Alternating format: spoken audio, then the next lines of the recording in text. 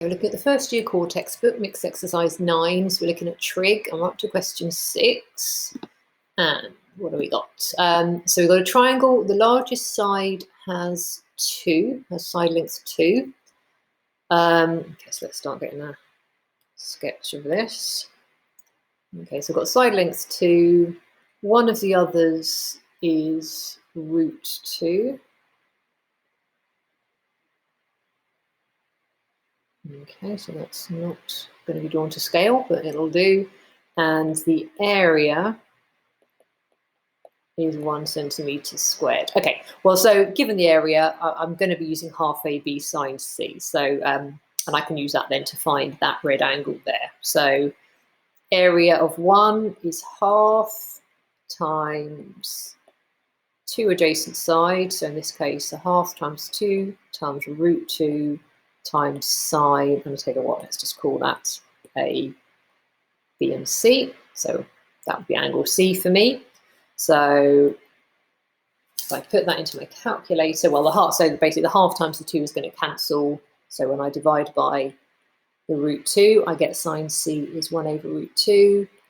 So C is, let's just move the whole thing up a little bit. So C is arc sine of 1 over root 2. So 45 degrees. Okay, so that's looking quite hopeful because we're supposed to show it's right-angled and isosceles. So if it's right-angled and isosceles, then that I must have a 90 degree and 2 45 degree angles. So that's looking pretty good so far. Okay, so how can I show it's isosceles? Well, with this information now, I am going to use cosine rule and get that side there. And that side, well, so if that side is 2 or root 2, and I'm guessing it's root 2 because it says the largest side singular. So if that works out as root 2, then I have shown that it's isosceles, and then we'll just double check if we need to do anything else to show that it's a right angle triangle. Okay, so, go away. Right, so cosine rule is going to say that x squared is 2 squared plus root 2 squared minus 2 times root 2 times cos 45. So that is going to be 4 plus 2 minus 4 root 2 cos 45. So that goes straight to the calculator. So 6 minus 4 root 2 times cos 45. Okay. Oh yeah, well, I could have, yeah, so that's what we wanted it to be, because that then means obviously x could be plus or minus root 2, but x is a length. So in this instance, minus root 2 wouldn't make sense. Right, so that's all looking good because I've now, I've established that my initial sketch was absolute rubbish, because obviously that does not look isosceles the way it should be.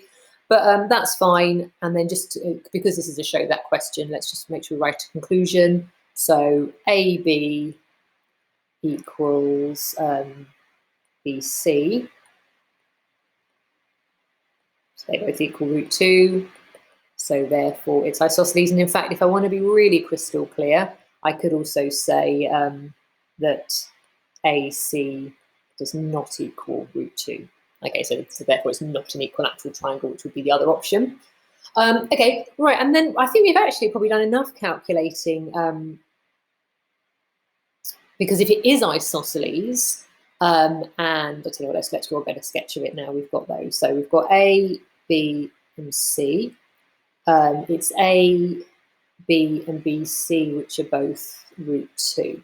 And it was this angle here that we've worked out as 45. So if that is isosceles, then we know that that's also 45. And if they're both 45, that must be 90 degrees. So that is a right angle triangle. Or if you just, another quick check, nice easy quick check. If it's a right angle triangle and that's my hypotenuse, then obviously Pythagoras should apply. So root 2 all squared plus root 2 all squared should equal 2 squared. 2 plus 2 is 4. So Pythagoras, therefore it's a right angle triangle. So a bit more than we needed there, because I think we'd already shown it was it had to be a right angle triangle when we got the 45 degrees. Better to be safe than sorry.